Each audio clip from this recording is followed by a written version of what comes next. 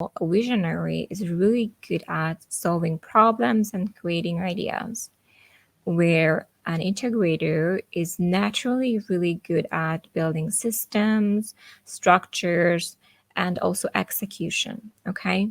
So, hello everyone. Happy Monday. Today, we're going to talk about business roles and why they are so important in your business. I hope everyone is doing wonderfully and you had a great weekend. Now, the reason why I want to bring this up, especially now, is because, first of all, I know that a lot of you are not familiar with these concepts.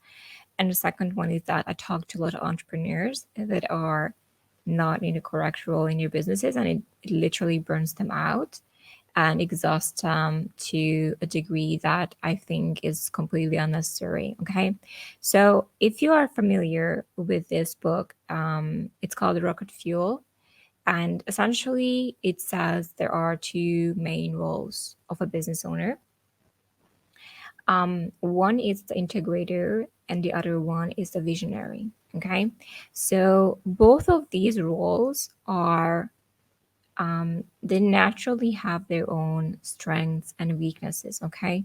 So, for example, a visionary is really good at solving problems and creating ideas, where an integrator is naturally really good at building systems, structures, and also execution. Okay.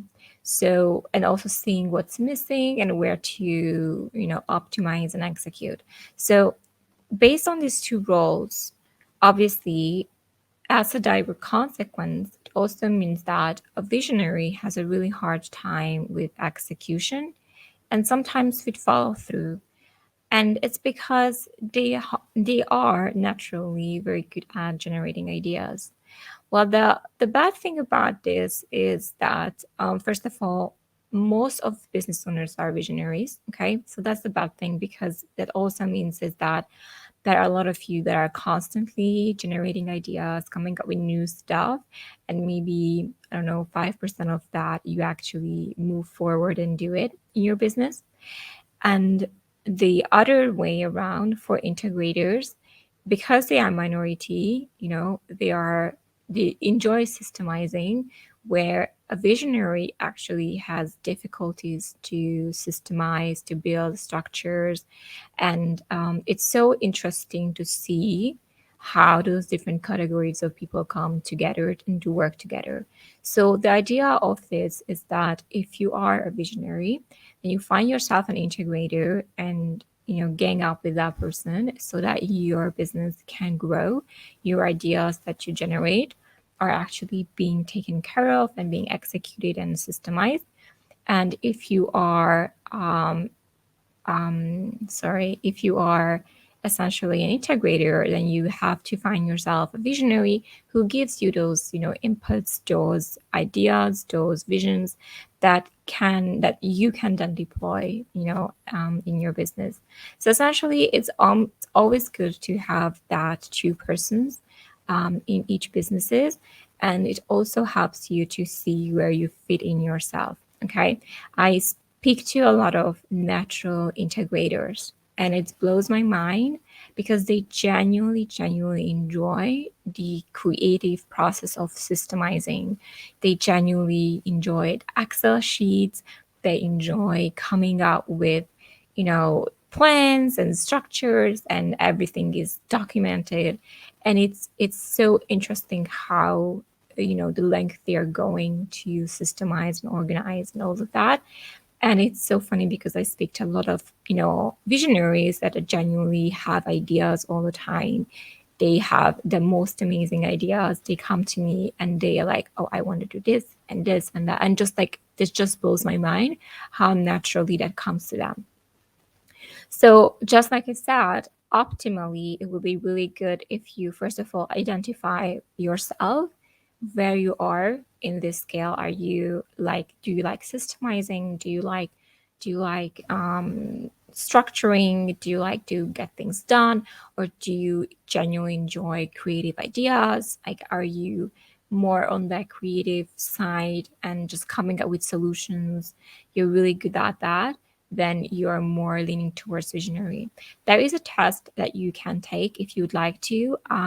Just check out Rocket Fuel test, visionary integrator test, and you can figure out for yourself which one of that, if this description was not enough for you, you can figure out where you fit in more in your business. Now, I want to take this a step further tomorrow and talk about the other roles that are in the business. You know, there are different concepts on business roles, but this is just an introduction, essentially. But just to be very realistic with you, of course, I see visionaries doing integrator tasks all the time. And to be honest with you, it's not that just because you are one or the other, it doesn't mean that you need to stop yourself from getting into a role that's not yours, right? Because especially in small businesses, we do see tired business owners that are visionaries doing integrator stuff, and that's not something that you can avoid because, you know, of cash flow, because you're just starting out, because of many reasons. You can be wearing many hats in your business. Okay, so that's completely okay, to be on that. Is just that what you will notice is that over time, the fact that you are a visionary and you put yourself in a role of an integrator, it just gonna drain you. Okay, it is draining for you when you put an integrator into a building role, into a strategic, you know, strategizing, Excel sheeting role. They are thriving in it. They genuinely enjoy it. Okay, so that's why it's important for you to see where you fit in yourself and be mindful that, okay, I am the visionary, and this is hard for me because I'm the visionary, and it's not where my natural talents shine. Again, it's not to get yourself into a victim mentality and say, okay, well, I'm the visionary. That's why it's, you know, it's not easy for me, but I can do it nonetheless. So you can fulfill any role in your business, even if you are the visionary. You can take on different hats. It's just that, and it's actually necessary for you to know what are those roles as well. Like when you are doing it, when you're building your own funnels, when you're doing your own ads, when you're doing whatever you're doing, that is not sitting in the seat of visionary and, you know, generating ideas or mainly handling sales in your business. It doesn't mean you can't do it. It just means that it feels more draining to you and it feels more unnatural to you. Now, I do speak with integrators. Thankfully, they exist. Thankfully, they have their amazing systems that genuinely enjoy those things. But I think I would say majority of my clientele are visionaries, and I tend to attract them a lot. And I always see that exhaustion, that overdrive that they get themselves into. And if you can get into a point where you have clientele and you have some cash, then I want you to do the following. Okay, so you don't have to have a lot of, you know, cash. You can hire VAs for certain tasks at the beginning. If you don't have the money to invest in hiring an integrator, for example, to your business. But I genuinely want you to think about the following. What are the three activities in your business? And like three activities in your business. So, what are the three activities in your business that currently bring you the most money? Okay. So, what are, for example, you can say, well, sitting in sales calls is one, that brings me money, because then you are selling or consulting, or like, what are the roles currently in your business that bring you the most money? Okay. What were those roles? And think about that, and everything else that is not the money making one. Okay, for example, sitting down, you know, emailing people, or coming out with a content idea, or posting on Instagram, or whatever activity that you're doing right now that is not bringing you the most money is the one that you should delegate or eliminate, or find someone that can do it for you. Well, that's delegate basically. But you see what I'm saying, okay? So what are the three activities that I need to do that bringing me actually money, and I need to focus on that, okay? Because when I sit down and do a $500 consultation with a clientele, that's my where my time is optimized the most, right?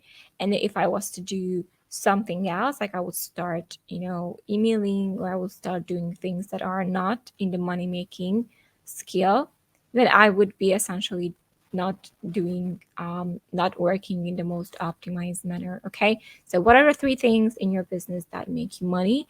And think of those things if actually making you money, and everything else that's not making you money, you need to get that out of your plate and delegate it to someone that can help you make more money. Okay.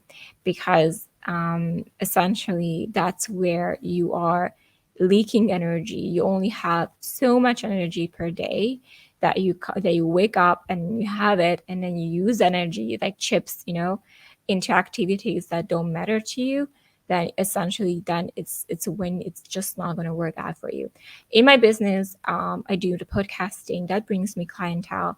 I do consultation that makes me money, and I do sales calls that makes me money. Of course, showing up for my clients, being there for them, is where I'm making my money with, fulfilling that is what makes it making me money. But essentially, if I was to think about, post, for example, or anything else that is currently not bringing me money, then I would be thinking, okay, when I need to get someone who can do those things for me so that it's done. I know it's important, but that's just not where my talent of making money lies. Okay. So a lot of the times I see entrepreneurs struggling with this because obviously when you start out at the beginning, you are doing everything by yourself, and that's completely fine, and that's what being a crafty entrepreneur means. But for example, if you look at business owners that do come from experience, and they do have, that they actually very clear on that they are the visionary, okay, and they have the resources to stay that in that role, they actually think differently. They think, okay, I need to find a person for this one. I need to find a person for that one. I need to have someone to run my ads. Wink, wink. I'm just hinting here, but I need to have someone for that. That is better than I am. That is better than just it's going to be done for me. I need to find someone who is good at copywriting or whatever roles that I have in my business. I need to find a person, like video editing or whatever they are good at, and I need to find a person to give it to them. I'm working on my book right now, and it's under editing, right? I'm not expecting myself to edit my book because sitting down and writing it was enough for me. I enjoy that and genuinely enjoy that. The reason why I did it is because I enjoy writing genuinely. But I also know that when I'm done writing something, I can't look at it anymore. Okay, it's really hard for me to go back and reread and reread and trying to make, but because I brain dumped everything in flow, like I literally in a couple of hours I sat down and I brain dumped everything, whatever state I was in. And it was so hard for me always to go back and check and spell check and grammar check. That is always really hard for me. So I have an editor who handles that for me. Okay. So seeing where you can find people, and especially again, if you have those resources, you already, first of all, you understand where your strengths are lying. And that's the biggest difference, by the way, between the top 1% and like an average business owner, is that the top 1% sees that they're not even going to double learning how to edit copy or whatever skills, or do the ads or do the whatever marketing strategy that they have, because they already like, okay, I need to find the person for this one and that one, and they don't even go into that role. It's so funny. And because they optimize their times, and I met with those entrepreneurs that are genuinely so busy they cannot even think about the marketing side. They need someone who comes in and gives them those ideas and executes them for them, right? That's where you are smart, because then I'm not even gonna double with that, because my skills are, here I am, I'm the owner, I'm the visionary. My skills are stopping at opening new businesses or finding partnerships or negotiating deals, right? That's where I'm putting myself and all my efforts, and I'm not going to think about the payrolls. I'm not going to think about marketing ideas. I'm not going to think about like contact. This is it. It will be insane for that business owner to think about all of this, because it's just doesn't make sense for him to try to figure out everything by himself. Okay. So I'm giving you this concrete example because I see that and I love that someone can put themselves very clear, like, this is where I belong. Cool. And that what that means is that this is where I'm the best at, and this is where I'm most, efficient in my business, is to stay in this role. Okay. And then by staying in this role, it also means that I need to find people that are good at those things that I want to delegate, and then delegate it to them, and then make sure that I measure it, make sure it works, check with them once in a month or once in a week, whenever frequency I want to check with them to see everything is going okay. And that's why, and that's how you can put yourself in the right, correct position in your business. Okay. So I do see that crafty entrepreneurs, that's why they're so tired, because they're doing everything by themselves. And that's why, you start out, probably you do everything, you do the posts, you do social media, you learn how to do ads, it's insane. You learn all those skills, and it doesn't mean you can't learn. You can learn every skill in the book. It just because you're a visionary doesn't mean you cannot get yourself to learn how to read a balance sheet, right? So you can find those skills. Of course, you can wear those different hats. I think the most important is that, how can I see that there are people that are better than I am in the specific thing that I think is important for my business, and how can I find those people and put them to the right, correct role, so that I can remain in my seat without exhausting myself completely. Okay. So this is not related to Facebook ads, I know that much, except that if this is something that you think that you're trying to do for your business, it doesn't work, and you need help with that, and you can, of course, contact me. I'm always going to say that at the end of every video that I do, that of course, come contact me and we can check what's happening in your business, what's the best way to go about it, and how can we help you grow that and automate those, lead generation processes, if this is something that you're ready to be looking at. Okay. So thank you so much for watching. Today is my birthday, so I'm gonna go out and have a lot of lunches and dinners with friends. So thank you so much for being here, and I'll see you tomorrow. Bye.